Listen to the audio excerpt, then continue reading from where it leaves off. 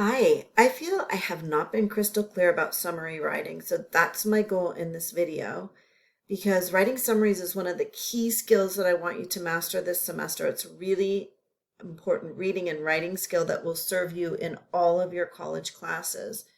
So here I am in week 3. I'm going to click on this overview, writing a summary paragraph page in which you will find this poster here. And so let's go over this. The main idea of summarizing is that you should begin the paragraph with a sentence that includes the title of the source, the author or authors of the source, and the source's thesis. Okay, it's like this sentence here.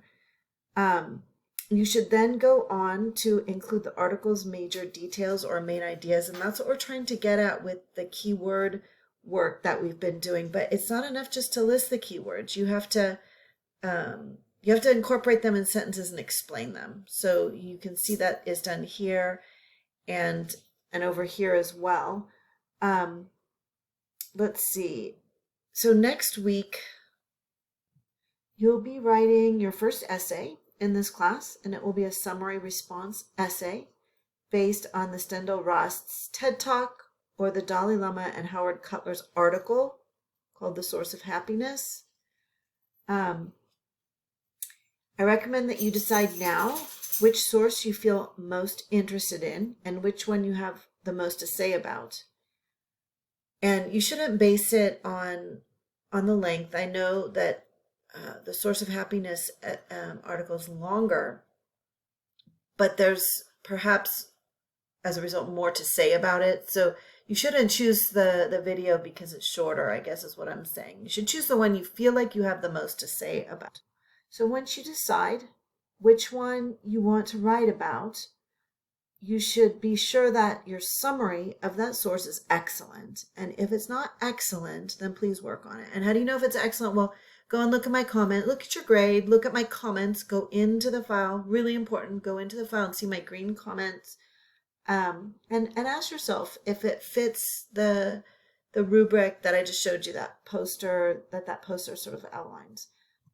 So I summarized both articles, and I did it in my way, and I want to show you my way, though I know you have perusal, so you're kind of in a better spot, but this is how I traditionally summarize. I go through and I take notes, and then I mark up those notes. So you can see this is my note sheet for the video, and I've underlined the key terms. My notes on the Dalai Lama article, on the other hand, are much longer. You can see them here.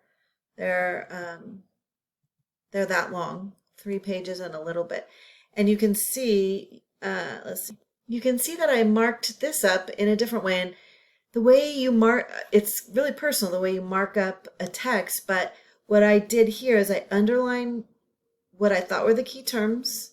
I boxed what I thought were the key points. I wrote down a lot of quotes, and then I did squiggly lines where I had paraphrases.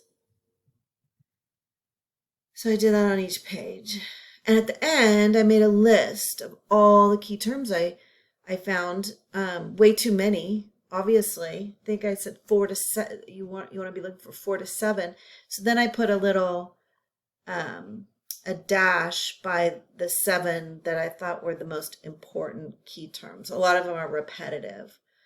And then, based on my notes and the way I marked up my notes, I wrote this summary, and you might want to pause here and read the summary, especially if you're going to choose this article. The sentences are long and complex. There are only 6 sentences. I crossed out some stuff when I realized it was repetitive. I didn't want repetition in my summary. I want my summary to be concise.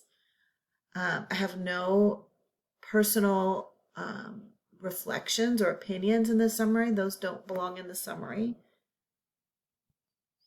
But you guys have this, so you don't need to write down all your notes. I mean, you can, but you have this to go by.